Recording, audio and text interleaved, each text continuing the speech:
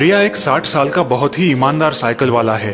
गांव में अब ज्यादा धंधा ना होने की वजह से काफी साइकिल वाले अब ऑटो रिक्शा चलाने लगे थे, लेकिन हरिया की आर्थिक स्थिति बुरी होने की वजह से वो ऑटो रिक्शा खरीद नहीं पाया था। हरिया चाचा, कितने दिन ये 3 पहियों वाली साइकिल चलाओगे?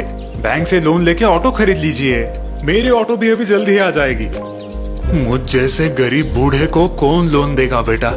मेरे पास गिरवी रखने के लिए कुछ नहीं है, और अब कितने दिन बचे हैं? सांस चल रही है तब तक चला रहा हूँ। अरे ऐसा मत बोलिए चाचा, आप 100 साल जियोगे।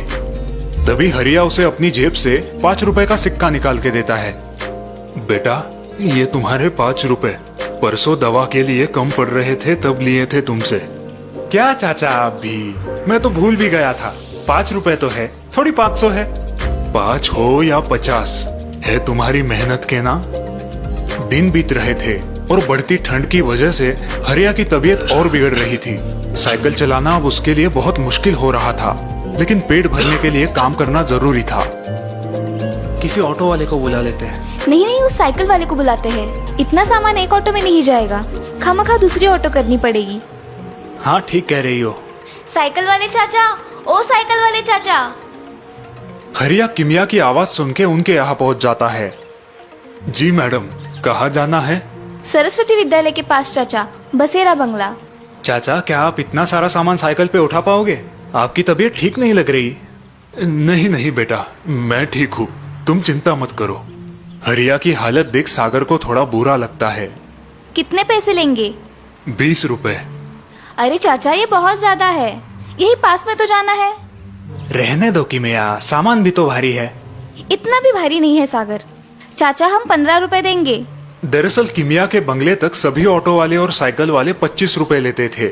हरिया एक बार सामान को देखता है, लेकिन 2 दिनों से धंधा ना होने की वजह से फिर 15 रुपए में चलने के लिए राजी हो जाता है। किमिया 5 रुपए सेविंग्स होने की वजह से बहुत खुश हो जाती है।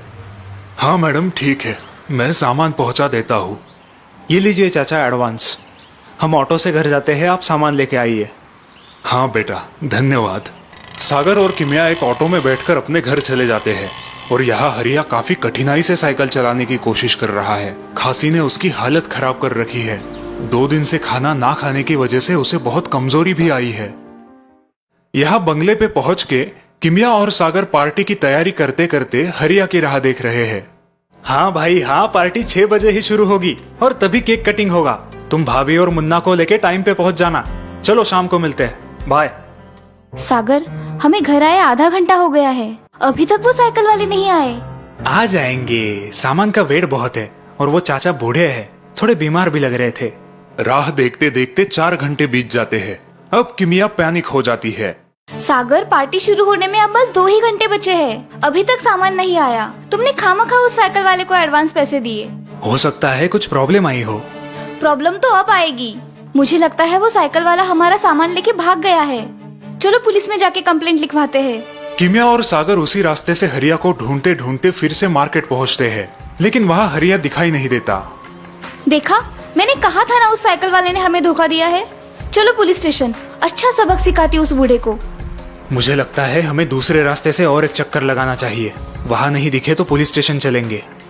किमिया और सागर दूसरे रास्ते से हरिया को ढूंढते ढूंढते जा रहे हैं, और तभी मगन उन्हें साइकिल पे उन्हीं का सामान लेके जाते हुए दिखाई देता है।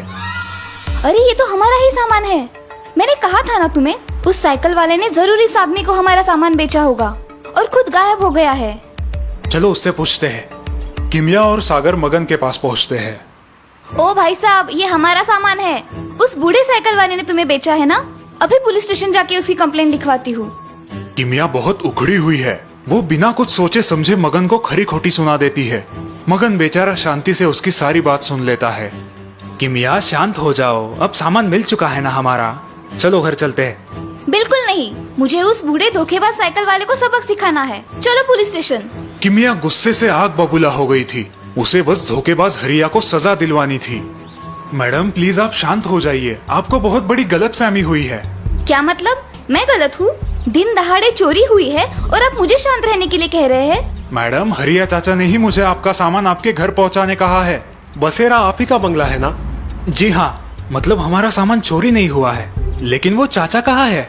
मैं अपना काम खत्म करके घर लौट रहा था, तभी रास्ते में एक पेड़ के नीचे मैंने हरिया चाचा को देखा। वो बहुत कमजोर दिख रहे थे और जोर जोर से खांस रहे थे। अरे चाचा, क्या हुआ? आप ठीक तो है? नहीं बेटा, मुझसे अब ये साइकिल चलाई नहीं जा रही। क्या तुम मेरी मदद करोगे? हाँ चाचा, लेकिन पहले आप डॉक्टर के पास चलिए। ये सामान वामान रहने दीजिए, चलो हम अस्पताल चलते हैं। ऑटो। अरे ऑटो। नहीं बेटा, ऑटो। बेटा रुको। मगन सुनो, ये सामान गिराही के बंगले पे पहुंचाना बहुत जरूरी है।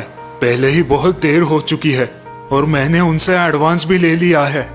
लेकिन चाचा, वो छोड़ो, तुम ये 15 रुपए रख लो और जल्द से जल्द ये सामान उनके बंगले पर पहुंचा दो। मगन की बात सुन के किमिया और सागर को बहुत बुरा लगता है।